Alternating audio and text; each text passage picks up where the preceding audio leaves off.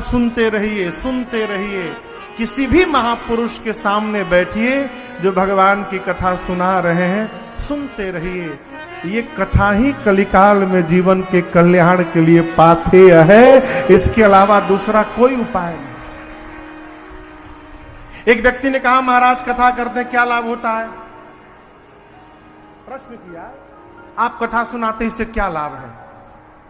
हमने कहा कोई लाभ नहीं है, सब बेकार। लेकिन एक लाभ मैं आपको बताऊं, और इस लाभ को आप इनकार नहीं कर सकते हैं। इस पंडाल में कितने लोग होंगे इस समय? सुमित बाबू, 15,000 कम से में बैठे हैं। ये कथा न होती तो हो सकता है इस 15,000 में से कुछ लोग इस 4 घंटे में कोई गलत काम कर देते।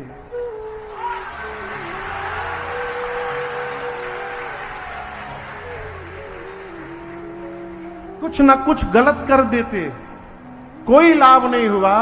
कम से कम वो गलत काम होने से तो बच गया हो, ये बहुत बड़ा लाभ है। भगवत कथा मन को रिचार्ज कर देती है।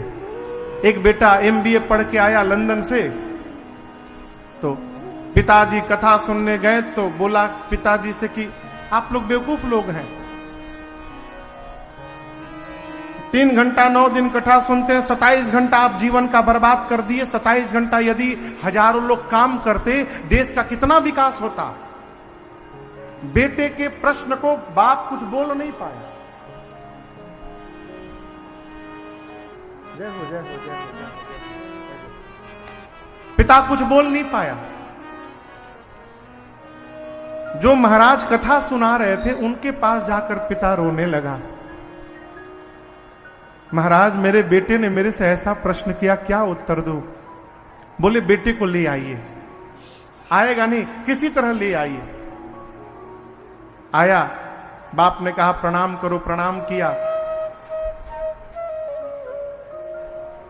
बेटे ने कहा कि मेरा यही प्रश्न है कि आप 3 घंटा सबको फंसाए पड़े हैं। मान लीजिए 2,000 लोग बैठे हैं कथा में, 9 दिन कथा सुना रहे हैं, 9 या 27 घंटे ये 2,000 लोग यदि काम किए होते, कितना विकास होता देश का।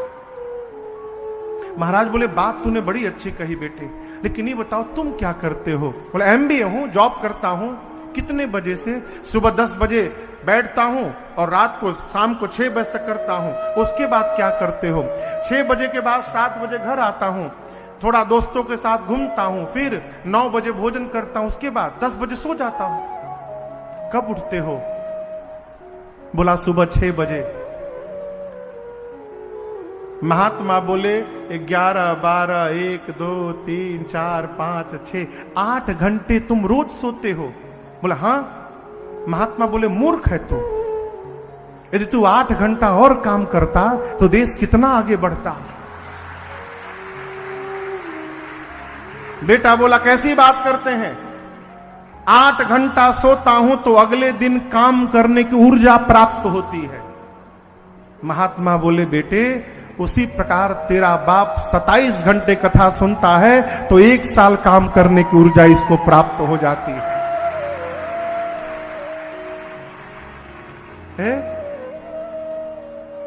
कथा जीवन को सरस बना देती है, कथा जीवन को सरल बना देती है, कथा जीवन को सहज बना देती है। और याद रखिएगा, जो सरल हो गया, जो सहज हो गया और जो सरस हो गया, उसको भगवान को ढूंढना नहीं है, भगवान उसको ढूंढते ढूंढते उसके पास चले आते। वाल्मीकि जी ने कहा प्रभु आपको वही जान सकता है जिसको आप जनवाएंगे। आप मुझसे पूछ रहे हैं राम जी मैं कहां रहूं, मुझे आपसे पूछने में संकोच हो रहा है प्रभु आप कहां नहीं हैं। आप पूछ रहे हैं मैं कहां रहूं, मैं आपसे पूछता हूं आप कहां नहीं हैं। पहले आप उस स्थान को बताइए जहां आप नहीं हैं, फिर मैं आपको बताता हूं आप कहां रहिए। राम जी मुस्कुराने लगे।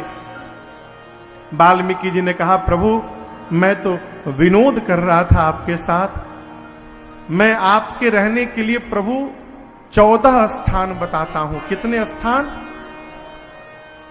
और बोले इन 14 स्थानों में से जहां आपका मन करे आप जाके रहिए प्रभु।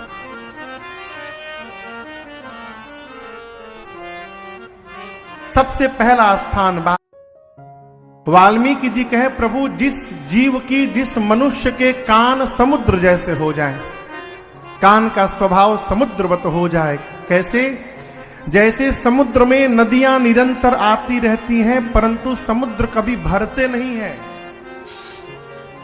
उसी प्रकार जिस मनुष्य के कान रूपी समुद्र में आपकी कथा रूपी नदी निरंतर आती रहे, और जिस मनुष्य के कान कभी आपकी कथा सुन के भरे नहीं प्रभु, आप उसके हृदय में जाके रहिए। आपके लिए पहला स्थान बता रहा। अब आप में से जिसका मन कभी कथा से न भरे, समझिए आपके हृदय को पहला स्थान बताया वाल्मीकि जी ने। पहले स्थान पर कान, दूसरे स्थान पर आंख। वाल्मीकि जी बोले, प्रभु एक पक्षी है जिसका नाम है चातक। आप लोग पढ़े हैं चातक के बारे में? हाँ, ऐसा कहते हैं कि चातक पक्षी उसी जल का पान करता है जो जल बादल स्वाति नक्षत्र में गिराते हैं। स्वाति में जब वर्षा होती है तो चातक उसी जल का पान करता है।